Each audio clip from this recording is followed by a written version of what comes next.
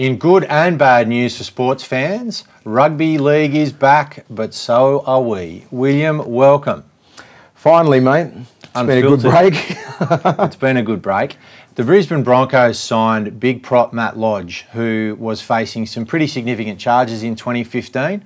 There's been an understandable uproar about it, and there's a lot of people saying he shouldn't be playing because he doesn't deserve to. There's a lot of people saying that he has the right to play because he's followed the processes and he's a better person than what he was in those times.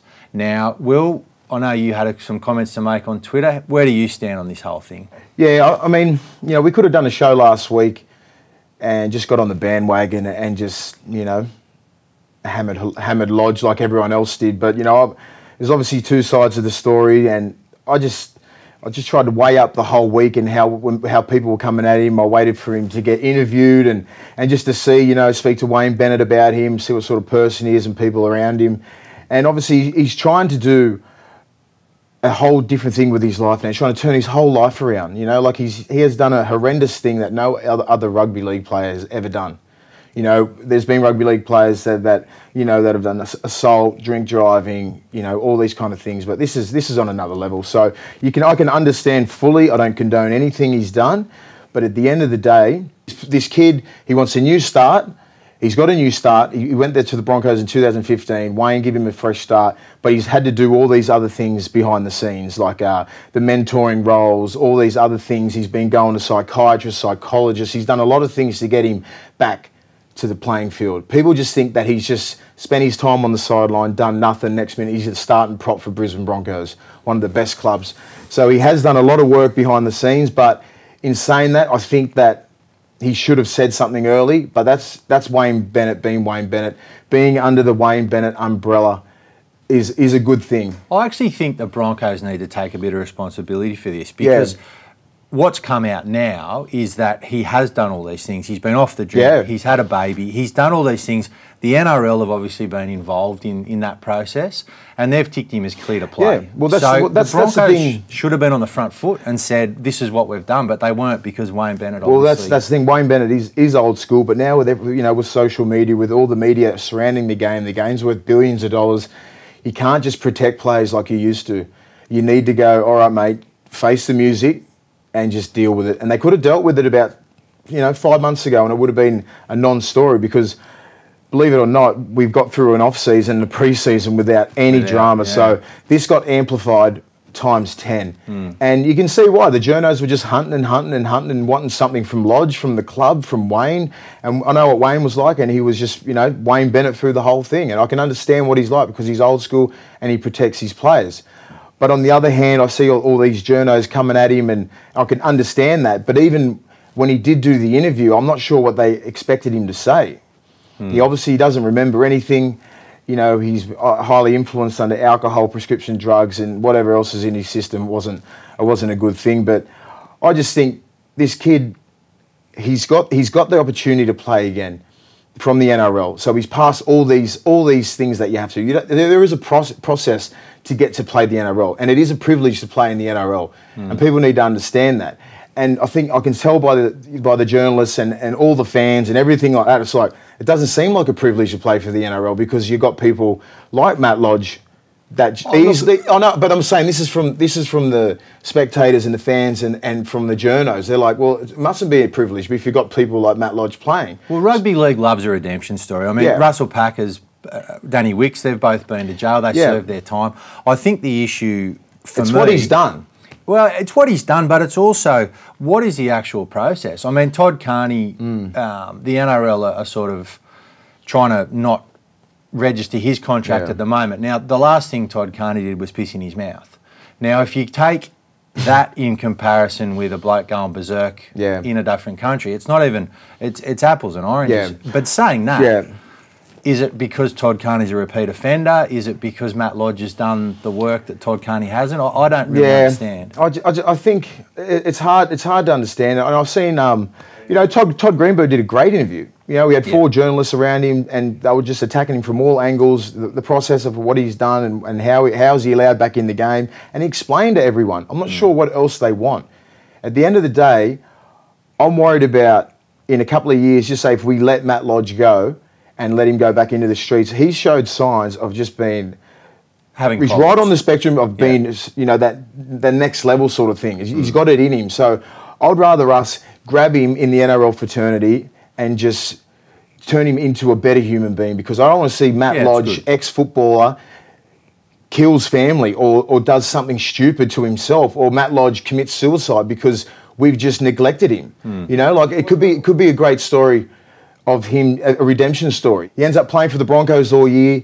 He ends up playing some great football, and he's mentoring young kids, and people can look at him as a role model because he has stuffed up like no other player has. And I just don't want to see the extreme that this guy can go to. I would imagine that he would have written in his contract, not necessarily that. I mean, I know that he's not drinking, and that probably sounds like he's got a big do not drink on his forehead anyway, but he would have those things written in his contract. And if he stuffs up, then he'd be out. So he would be aware this is his last chance. I mean, there's no more chances walking through a saloon door when you've done what he's done. No, so and I hear good things coming out of the Broncos, what he's doing with the young kids, and they try and use him as an example.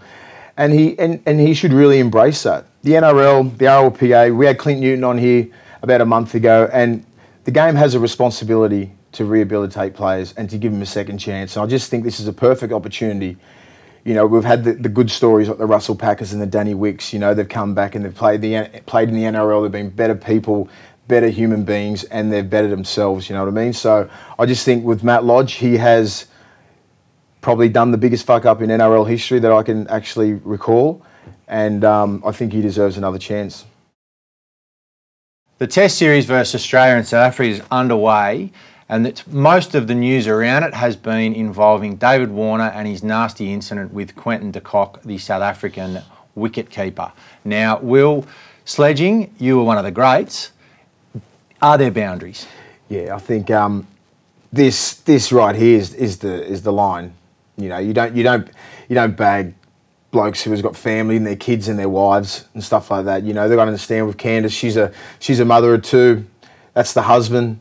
You know, so David Warner has every right to act like he did there. You know, and you've obviously known Candace for a long time. Yeah, she's a cool bird. I've been friends with her for years. You know, so and David Warner's a champion bloke. So I don't think any of them deserve that. And Candace's name's been run through the mud again, and they bring up all this old shit. And I think it's just not in good taste. I mean, like, everybody loves a good bit of banter on the field and all this kind of stuff.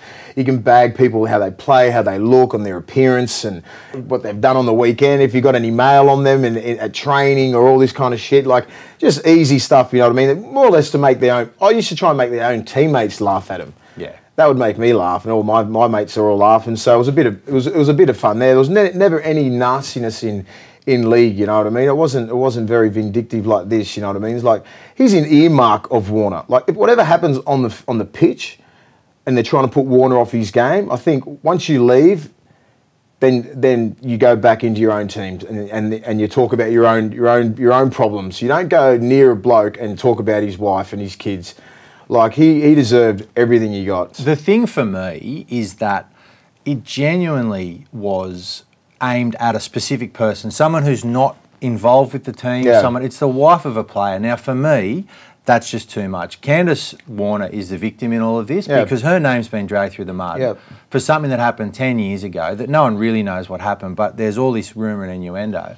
And for them to say that, the South African crowd have been bringing out masks and things in order to it's just, to me, in the era of the hashtag Me Too movement and things like that, women's, just on almost International Women's Day, for Candace Warner to have to go through that's just wrong. Yeah, I couldn't believe it. I mean, like, I've been following the cricket. I'm good mates with David Warner. I know Candace. She's a mother of two now.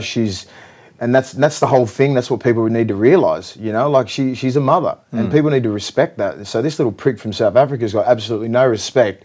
Like, regardless of, you know, Warner, you can say whatever you want to Warner as a player, as a bloke, whatever to try and put him off, but don't bring shit like that up. Sledging on a rugby league field, I mean, it doesn't happen that often. I mean, it happens to some extent, but I guess the cricketers have got a lot more time on their hands. They're out there for 8 hours a day, and most of the blokes are out there not doing much at any given time. Were you ever in a game where sledging got personal in a rugby league game? Oh, not too personal. I mean, you were one of the greats. I didn't mind a sledge, but it was all in fun. Yeah. There was never anything personal about anyone's like life and all this kind of stuff. I mean, like by the end of it, sledges were like, because of the social media, where the sledges were, and you couldn't fight. Sledges would be going, oh yeah, I'm going to unfollow you on Instagram. That would be a sledge. Yeah. It was just all petty shit, and it was just it wasn't nasty like that. That is very vindictive and personal. So I think Warner has every right to go ballistic, and I was so proud of him as an Aussie to do what he did, because standing up for his wife, and his kids, and that dude is a major cock. Then we go on the other way, where the big bowler for South Africa, Rabada, he's got 2 games because he's bowling like an absolute machine. He sledged Steve Smith, and he's copped 2 games. Like I don't understand that, where this guy's absolutely hammered Warner's, his whole family and everything like that. And he gets nothing. I mean, he gets a fine and stuff like that. But I mean, you rule one of the best bowlers out. Good, because we're struggling. Which is good. But I mean, all he did was give him a bit of lip when he bowled him out. Yeah. I don't understand with cricket. I think the thing with stump microphones now, everyone's got, and it's the same in rugby league. The cameras in dressing rooms. There's no privacy. You can't hide now. You can't hide. So I think everyone needs to probably realise that it's not what it used to be, and you're under the microscope now and the microphone. Everyone needs to probably pull their head in a bit. Yeah, he's absolutely stepped over the line in this one. I'm all for sledging and just have a bit of banter and all that kind of shit, but not this. I wouldn't stand for this. Yeah. So good on you, Warner. Good on him. Now, the first round of the competition showed that some teams are on the pace and some teams are off the pace. Now, some of the bigger teams that everyone expected to do well did not do well. Now, Will, do you think that these contracts should be based around incentives? We've had this discussion before for the last couple of months, you know what I mean? And watching some of the guys playing in the World Cup had to come back a bit early, because they had weight issues. We've got actual footage here of the Samoan Rugby League team training. Yeah, so love it or hate it, the game is about money. Players are about money now. There's no loyalty in the game. I mean, you look at the NFL players, they're rock stars over there. And this is what this game's going to be. Give it 5 years, these kids are going to be rolling around, on $1 million, $2 million contracts. So, people are going to get used to it. So just deal with it. If you sign a 5-year deal, you can't just go play good for 2 years and then the last 3 years you just turn it off. You need to be, I think they need to be held accountable more.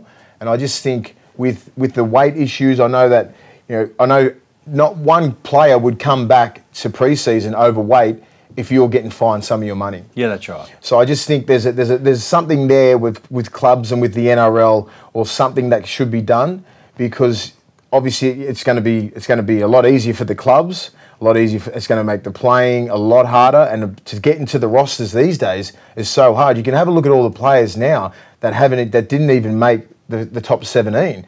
It's either because of an attitude problem or a weight problem that took them so long, because these other guys, they come ready. Because to play NRL football now, you are 24/7 thinking about football or training. You might give yourself about 10 days off, maybe 2 weeks, but if you're not at that top echelon, like the Billy Slaters and the Jonathan Thurstons and Cameron Smiths and GIs, you've got to be training non-stop, because half the rosters are Polynesians, and I know we put on weight easily.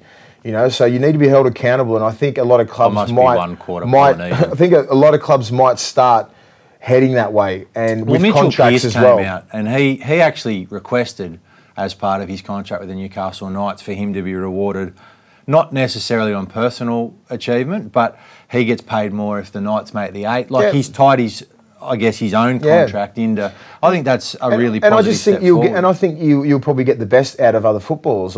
Just say with Ben Hunt, just signed a 5-year deal, worth $6 million down at St George. Played outstanding on the weekend, but he could get injured. His form could slide. There's going to be so many ifs and buts, but I doubt that he's going to play 5 years at the optimum peak. Yeah. You're always going to go in ebbs and flows in your career.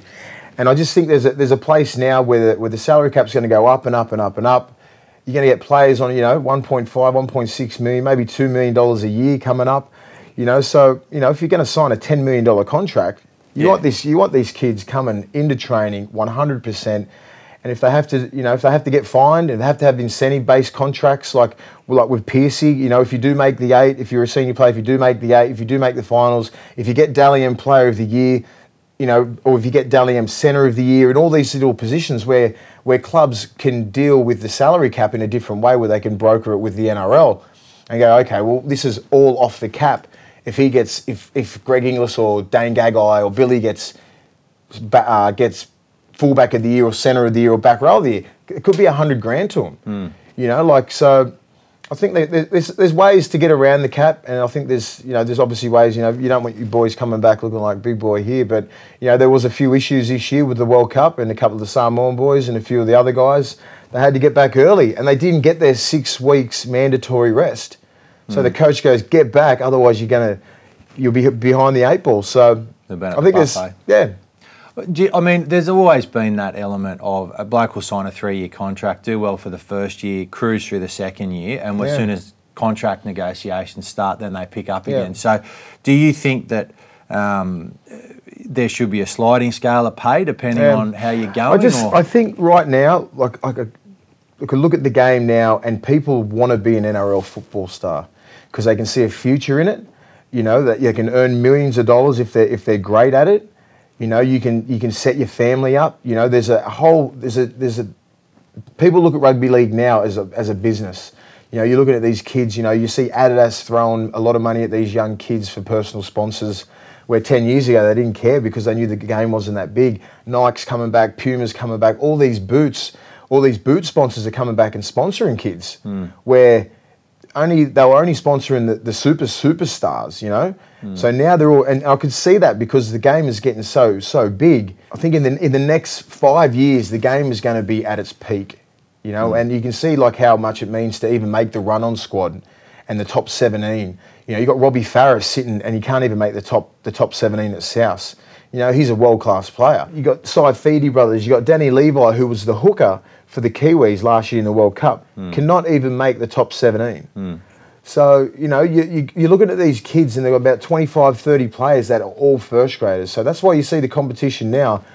I can't pick a winner. I seriously can't. How does it work in the NFL? In the NFL, if you don't make the top 17 equivalent, does that mean you don't get paid?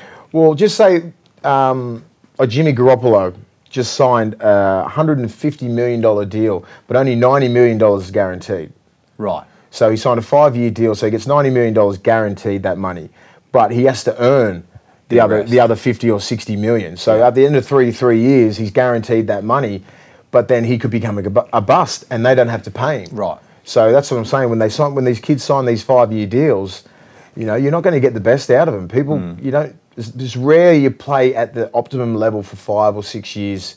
Origin, Australia. The rare players of the Billy Slaters, Cameron Smith, JTs. They're all going to go out of the game in the next couple of years. I'm just waiting to see who grabs the mantle next.